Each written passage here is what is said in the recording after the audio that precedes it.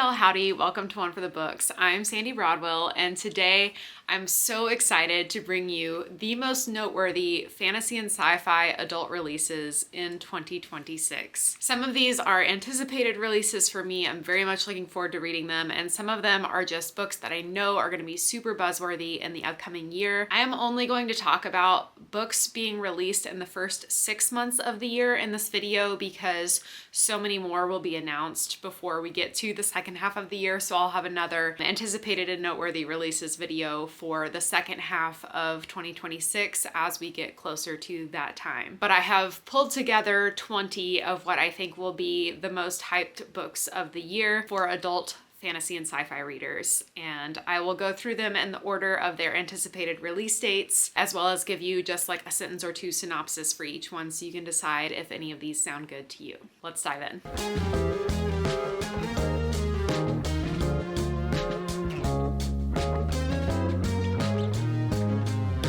Starting on January 20th, we have 12 Months by Jim Butcher, which is book 18 of the Dresden Files.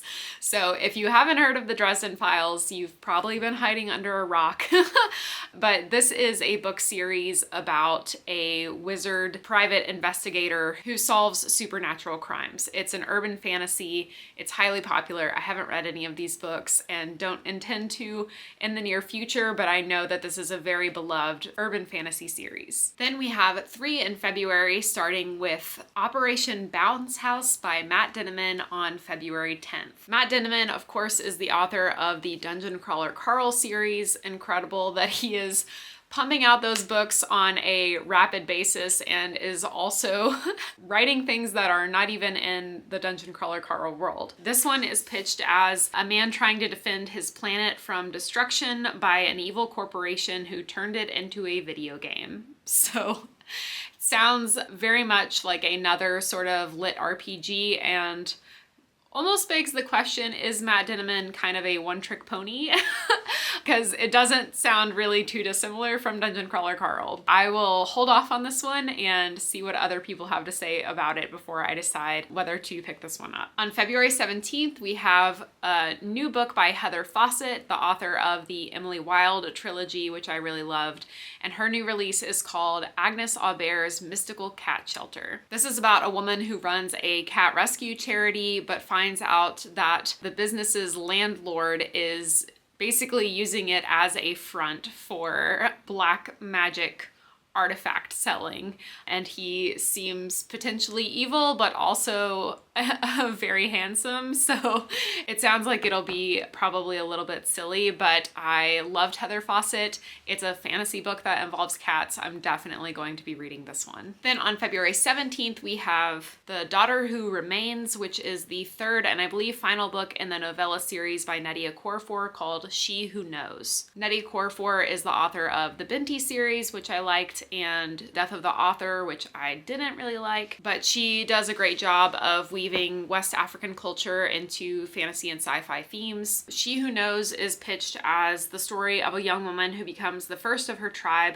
to receive a magical call and how her fate upends that of her entire family. I haven't heard too many people talking about this one, but I know that Nnedi Okorafor is a very beloved author, so I'm sure the wrapping up of this series will put it on a lot more people's radar. March is a banger of a month with 7 anticipated or noteworthy new releases, starting with Green and Deadly Things on March 3rd by Jen Lyons. Jen Lyons is the author of a very popular fantasy series that starts with The Ruin of Kings. I haven't read anything by her yet, but this one is a standalone and sounds really intriguing, so I'm hoping I'll get a chance to pick it up in the upcoming year. This is about a knight who awakens an undead necromancer in order to save his people from the legendary monsters that are emerging from the forest.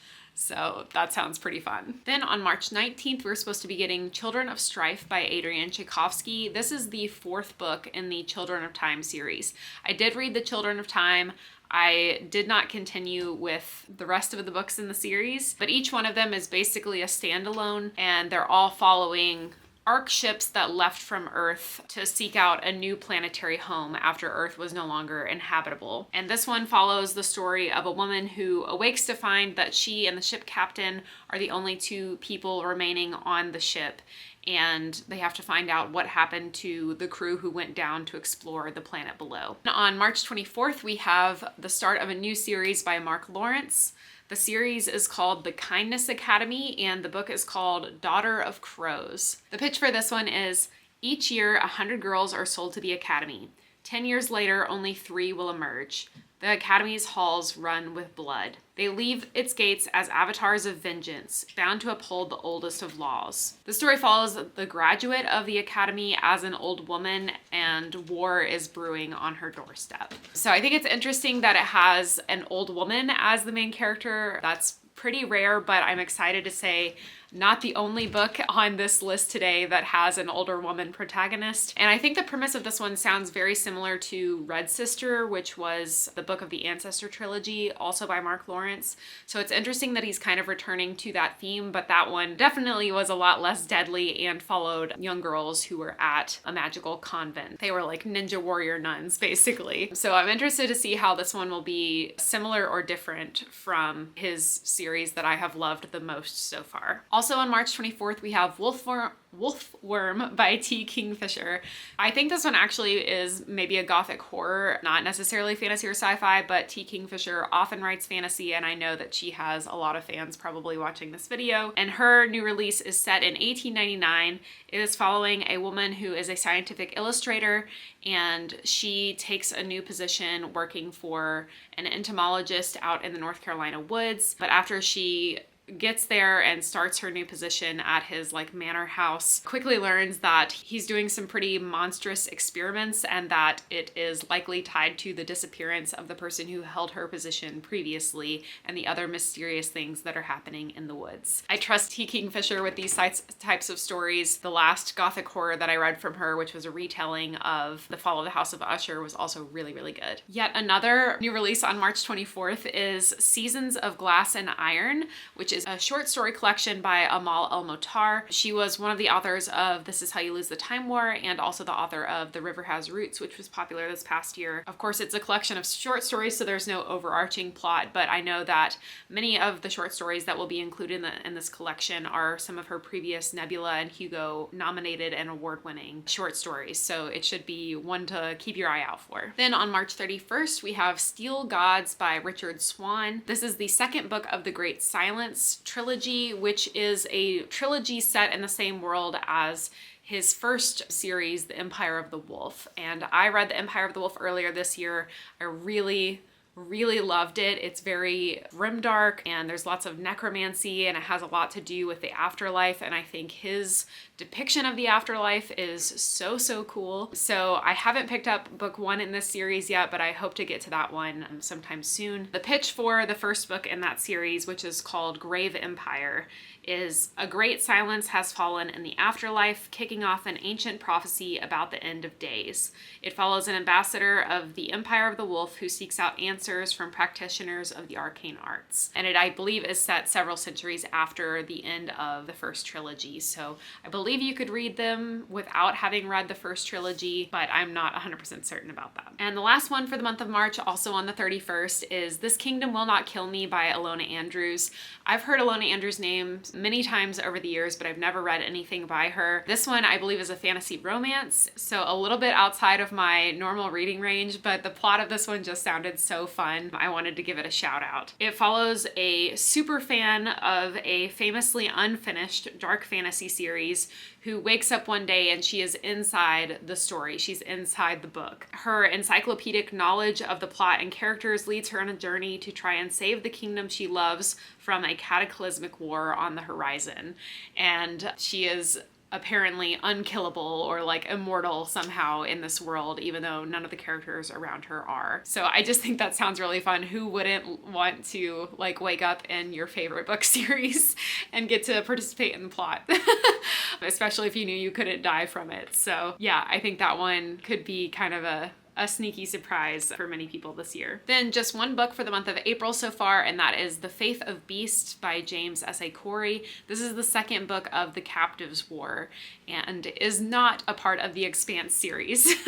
So it's the sequel to The Mercy of Gods. That one is the story of humanity being destroyed basically by an alien species called the Carricks, and humanity's top scientists are kidnapped by the Carricks and taken to their home world, where they're basically forced to continue their scientific research to contribute to the Carricks' dominance, and kind of the psychological interplay of the team of scientists who are taken and what happens to them. And it's honestly, like, I'm not describing it very well, I don't feel like, but I loved The Captives' War, or I loved The Mercy of Gods, and it was one of my top books the year that it came out, like 2 years ago. So I'm very much looking forward to this book. And I also read the novella that came out in the series. It was also one of my favorite things that I've read this year. So James S.A. Corey doesn't miss, and I'm hoping that remains true for the sequel. Then another stacked month for May. We have 6 new releases in May. The first one being A Long and Speaking Silence by Nhi Vo, coming out on May 5th. And this is the 7th book in the Singing Hills cycle. This is a novella series that starts with The Empress of Salt and Fortune. And this book is actually a prequel to all of the stories so far. We're following Cleric Chi still, but when they are much younger, newly anointed as a cleric. For this one, they're attending a celebration of the start of the rainy season in the small town when a boat full of refugees arrives. I have loved all of these books, even the ones that don't hit as hard for me are still just really great reads, and they're quick and they're easy and fun, and I highly recommend them. Speaking of quick, easy, and fun, also on May 5th, we have book 8 of the Murderbot Diaries by Martha Wells, and this one is called Platform Decay. So another Murderbot, what's not to love? This one is following, of course, Murderbot is a security robot with a lot of social anxiety and a love for soap operas. And in this one, they have volunteered to lead their own rescue mission. The plots are very simple and straightforward. It's really just about the charm of following Murderbot on their adventures. So I do think this series is getting a little bit stale, so I hope this one does something fresh, but I have enjoyed all of the entries in the series so far. Also on May 5th, one of my personal most anticipated releases of the year is The Last Contract of Isako by Fonda Lee.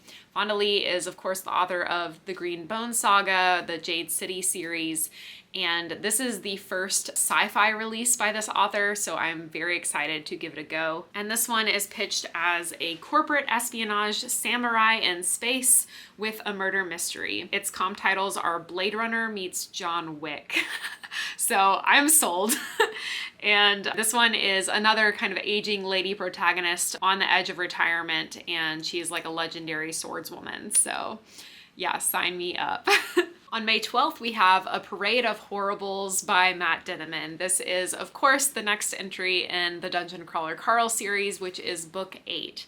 I have only read the first 3 books of Dungeon Crawler Carl as of the time that I'm recording this, but I hope to be caught up on the next few books in the series in time for this one to come out so that I can be on the hype train for the new DCC release. But if you've been hiding under a rock and haven't heard of Dungeon Crawler Carl yet, this is the story of planet Earth being subjugated by aliens. All the survivors on the planet are forced into this like underground dungeon gladiator style reality TV game show for aliens across the universe. It follows Carl, our main character, and his ex-girlfriend's cat, Princess Donut, as they battle their way through the levels and find out more about these dark alien worlds that they're being forced to entertain. It's absolutely so much fun. I can't wait. Then coming out on May 12th, we have Radiant Star by Ann Leckie. This is a new standalone book in her Imperial Ratch trilogy, Imperial Ratch universe, I should say. It is a standalone, and this one, I have not actually read any of Ann Leckie's works yet, but Ancillary Justice, her first book in the series, is on my TBR for the upcoming year. I hope to get to it, and hopefully I'll fall in love with it bit and then, you know, just continue on in this world. But this one is pitched as an ancient religious site is about to be absorbed into the Empire. They concede to allow one last man to ascend into sainthood at its legendary site, and the consequences of that ripple out through the local politics. So I don't know enough about this world to really comment on that, but it seems like an interesting premise if I was already involved in the universe. On May 19th, probably my most anticipated book of this video is The Tapestry of Fate by Shannon Chakraborty. This is the second book in the Amina al-Sarafi trilogy. If you are unfamiliar with the adventures of Amina al-Sarafi, it is the story of an aging lady pirate who has to take up one last quest, basically, to save a family member of one of her former crewmates. So for book 2, Amina has been tasked with hunting down magical artifacts for a council of immortals. And I just had so much fun with the first book in this series, and I love Amina as a character, and I just think that the setup for this book that happened in book 1 has me so excited for where this series is going to go. I can't wait to read more of Amina's adventures. Then our last 2 of the 20 books that we're talking about today both come out in June this year. Of course, release dates are subject to change. They do frequently, but as of now, these are the release dates. And on June 1st, we're supposed to get Songs of the Dead, which is the start of a brand new series by Brandon Sanderson and Peter Arulian. So I think this is the first collaboration release that Brandon Sanderson has done, and I've heard that he will not actually be involved with the following books in the series. So that's interesting. I will probably wait to find out what other people are thinking of this series before I pick it up, but I know that anything that comes out by Brandon Sanderson is of course going to be quite popular this year. So the series is called The Strata Wars, and it's following the story of a struggling London musician who wakes up dead and then learns that the dead are gearing up to wage war against the living and all of history is at stake. So definitely sounds like a fun premise. And then finally, our last book of the video, anticipated on June 9th of this year, is A Trade of Blood by Robert Jackson Bennett. This is book number 3 of The Shadow of the Leviathan, which was the Tainted Cup series. And I know the first and second books have been very beloved by everyone that I know that has read them. I haven't heard any negative reviews for these books so far, so I'm sure this third book will be really well beloved as well. I haven't personally picked it up yet because it is like a fantasy mystery series, and I don't typically love reading mysteries as much, so I've just been putting it off, but it keeps getting such great reviews, I feel like I'm eventually going to have to. The Shadow of the Leviathan theory series is a very much like Watson and Holmes, or Sherlock and Watson sort of dynamic, where the investigators use their magical enhancements in order to solve crimes, and the characters are supposed to be very beloved. So I always do enjoy the Sherlock and Watson dynamic, so the more I hear about this series, the more I'm sold on it. So that's it. Those are, I think, the 20 most buzzworthy releases of the first half of 2026 for fantasy and sci-fi fans this year. Let me know which ones that I talked about that you're most looking forward to, or if I missed any that are on your radar that you think are going to be big hits this year. I'd love to hear about it down in the comments below. Thanks so much for tuning in and hanging out with me for a little bit today. As always, please be kind, read more books, and hit the subscribe button below for more bookish content to come. I'll see you again soon.